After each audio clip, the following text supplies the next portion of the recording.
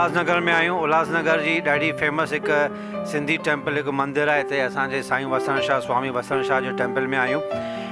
मुंहिंजी ॾाढी दिली ख्वाहिश आहे की स्वामी परमानंद सां मां सिंधीअ में ॻाल्हायां, पर असां जेके दोस्त यार आहिनि सिंस असांजो जेको प्रोग्राम आहे सॼे वर्ल्ड में थो हले, यूट्यूब सां एसोसिएशन आहे, त असांखे सिंधी जेके आहिनि जेके नॉन सिंधीज़ आहिनि उहे रिक्वेस्ट कंदा आहिनि की यार तव्हां जेके वॾी वॾी सिंधीज़ पर्सनैलिटीज़ जेको तव्हां इंटरव्यू वठो था पंहिंजे डायनेमिक सिंधीज़ चैनल में, उनखे हिंदी ऐं इंग्लिश में बि वठो त असां बि थोरो सम्झी सघूं। So friends, welcome to Ulhasnagar. This is highly religious place. Swami Vasan Shah ji का टेम्पल है यहाँ पे, और luckily today we have with us Swami Paramanand ji जो बताएंगे स्वामी वसण शाह जी की हिस्ट्री और इस टेम्पल के बारे में। Sir, welcome to our show. This is religious TV.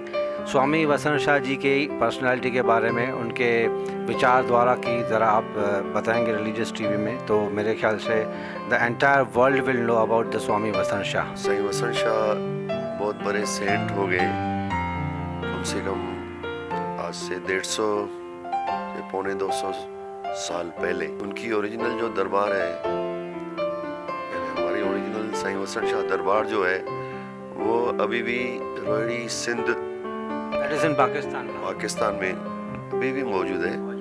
अभी तक मेले वगैरह जो कार्य रहते हैं मंदिर के, सब वहाँ पे भी रहते हैं। और यहाँ पे 1950 से लगभग यहाँ से कार्य हो रहे हैं। वो यहाँ पे स्थापना हुई इस दरबार की। साईं वसण शाह बोलेंगे तो बहुत ही उत्तम कोटि के बहुत ही बड़े संत हो चुके हैं। उन्होंने बहुत ही जप तप किया, बहुत ही सेवा की। मंदिर के अलावा उन्होंने बहुत ही अन्न वगैरह रहते थे वहाँ पे। यहाँ गरीब लोग रहते थे, यहाँ विधवा रहती थी, उन सब की अपने हाथों से सेवाएं करते थे। यहाँ तक के रोहिणी दरबार के अलावा सखर में सिंधु साधबेले में भी जाके वहाँ पे संडास वगैरह खुद अपने हाथों से साफ करके ऐसी सेवाएं उन्होंने की है। तो अभी तक वो सेवाएं इस दरबार में, उनकी जो बताए हुए कार्य हैं वो चल रहे हैं। उनके ही रास्ते पे हम लोग चल रहे हैं।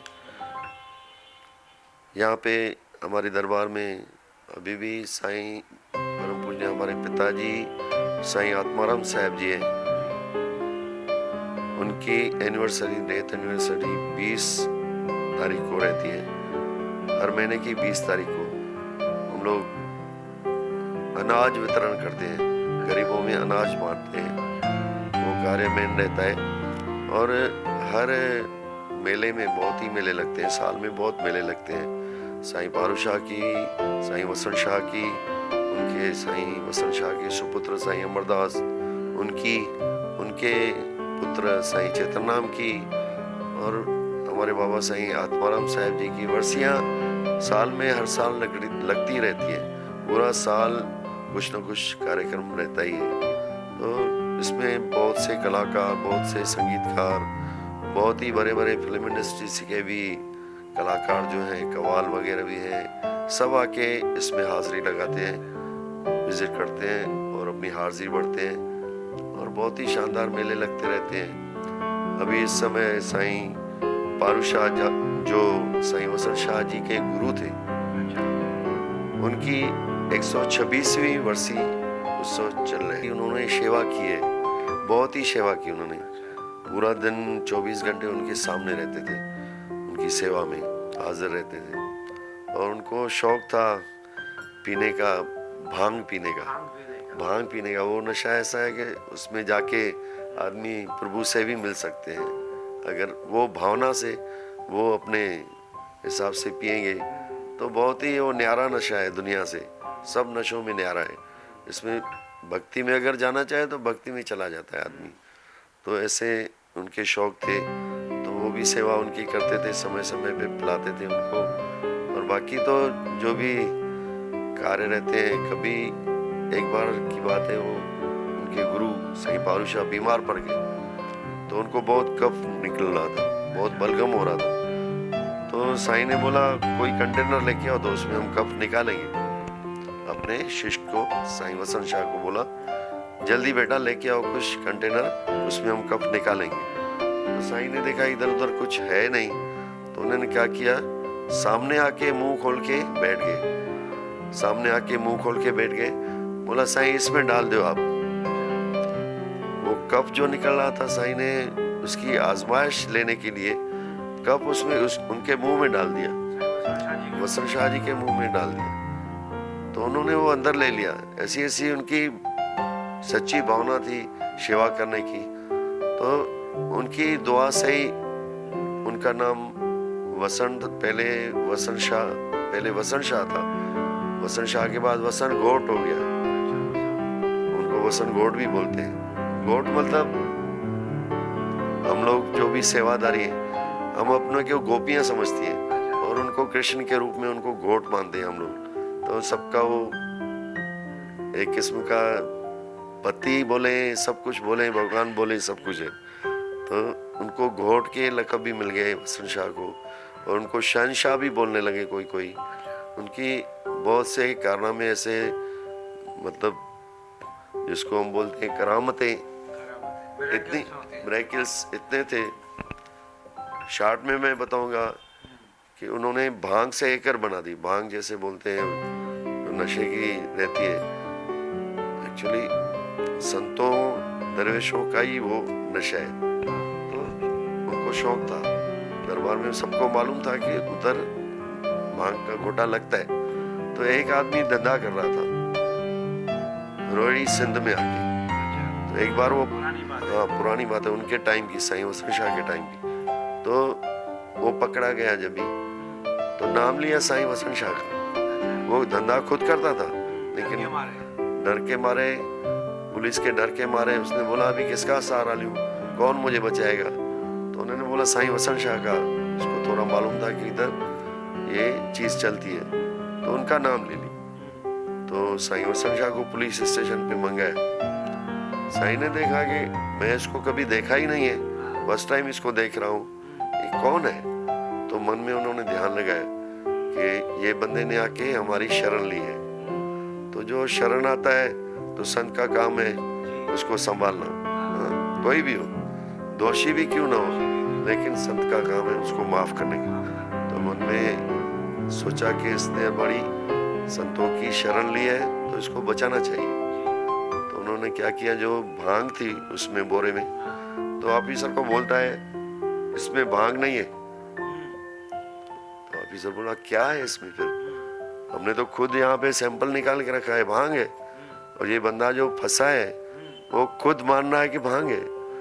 साईं ने बोला लेकिन ये भांग नहीं है बेटा, इसको खोलो आप फिर से, इसमें भांग नहीं है, इसमें सब्जी है, जिसको सिंधी में इक्कर बोलते हैं, उसकी सब्जी है।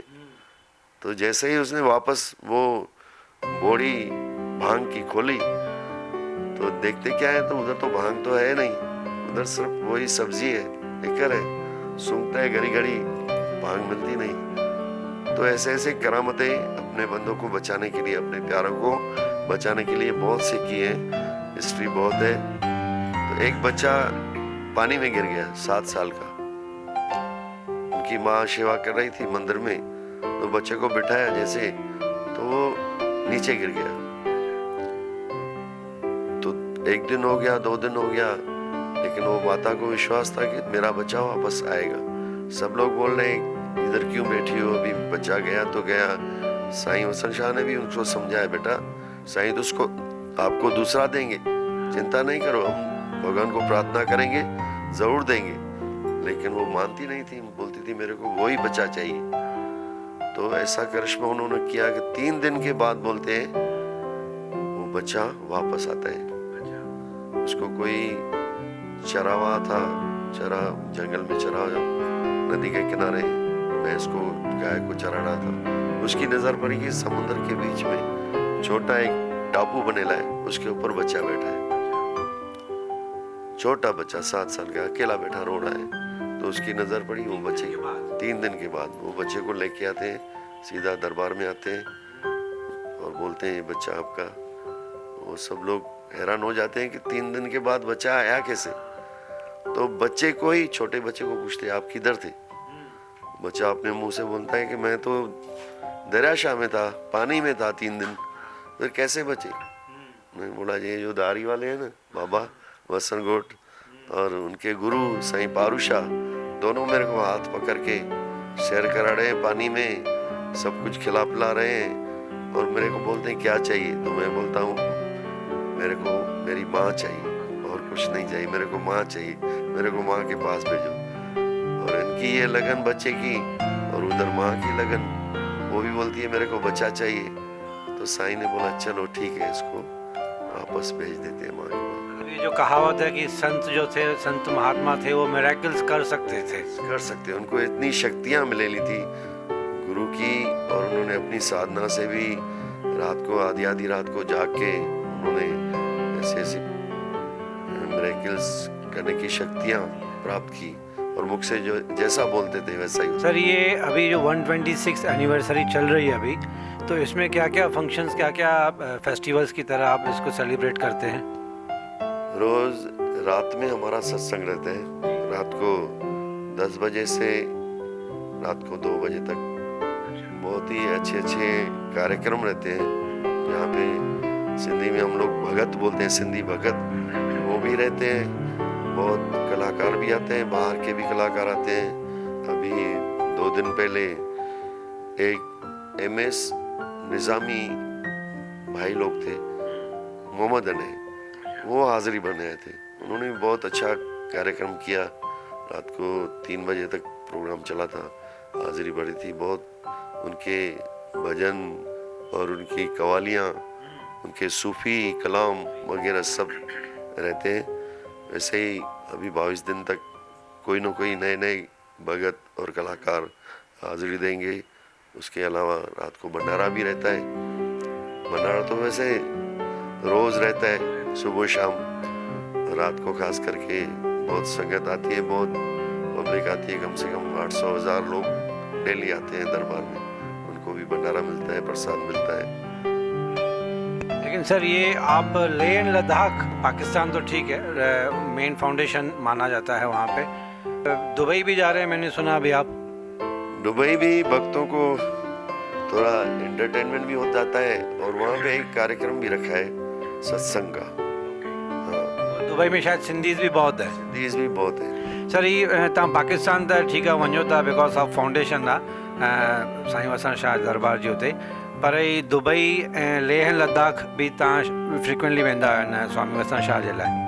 लेह लद्दाख फर्स्ट टाइम ठही रहियो आहे। असांजो भतीजो आहे साईं ओमीराम, उहो ग्रुप वठी रहियो आहे। ऐं छाकाणि त असांजी सिंधू नदी जेका आहे, जंहिंखे असां गंगा बि चवंदा आहियूं हिकु क़िस्म जी, उहा स्टार्ट थी रही आहे हुते। ऐं हुते सिंधू मेलो लॻंदो आहे हर साल। त हिन साल फर्स्ट टाइम असांजो सॼी संगत झूलेलाल जेका बि दरबार सां उहे वञी रहिया आहिनि असांजे ओमीराम सां गॾु। तमामु काफ़ी सुहिणो प्रोग्राम थींदो हुते, सुठो एंटरटेनमेंट मिलंदो सभिनी खे, संगत खे, ऐं ख़ुशि थींदा। असांजी सिंधू सभ्यता बि हुते ॾिसंदा। हा, इहे काफ़ी पुराणे टाइम खां हले वेठो की असांखे कोई सिंधियुनि खे पंहिंजी स्टेट कोन्हे, त हिकु लेह ऐं लद्दाख ऑफर थी असांखे, त बिकॉज ऑफ दैट हुते हिकु सिंधू घाटी है। इस दरबार की एक खास विशेषता है, हर महीने अमावस की रात को पूरा नाइट जागरण रहता है, उसमें सत्संग रहता है। बहुत से लोग आके उसमें हाजिरी देते हैं, बहुत से लोग आके साईं के दर पे सेवा करते हैं। पूरे ऑल ओवर इंडिया से आते हैं इसमें, हर अमावस को ऑल ओवर इंडिया, सब शहरों से कम 150-200 लोग तो वो ही रहते हैं। बाकी तो कम से कम 30-40 हज़ार लोग पूरा नाइट में आते रहते हैं, जाते रहते हैं। तो उनकी विशेषता है कि अमावस रात को जो भी आएगा, इतना विश्वास है लोगों का, अमावस रात को जो भी आके संतों के दर पे आशीर्वाद लेगा, आके सेवा करेगा, उनके सब मनोकामना पूरी होती है।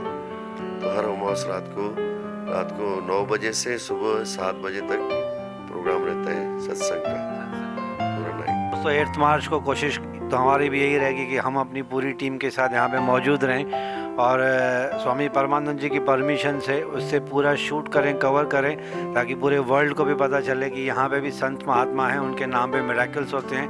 आज भी मुरादें पूरी होती हैं, मन में सच्ची भावना हो तो। साईं के दर का नाम है आसा उत्तर, मतलब मतलब जो भी जो मन में इच्छा रख के आएगा उनकी इच्छा अवश्य पूरी होती है। मन में सच्ची श्रद्धा और भावना रख के आएंगे तो साईं सबके साथ है, सबकी मनोकामना पूरी करने वाले हैं। उनका नाम ही रखा है आशा उतर। ये नाम उनके मुर्शिद साईं पारू शाह ने रखा था दरबार का। पूरा नाइट भंडारा भी रहता है, प्रसाद भी बहुत चलते हैं। जिसकी अपनी मुराद पूरी हो जाती है वो अपने विश्वास से कुछ न कुछ लेके आते हैं भक्तों के लिए खिलाने के लिए।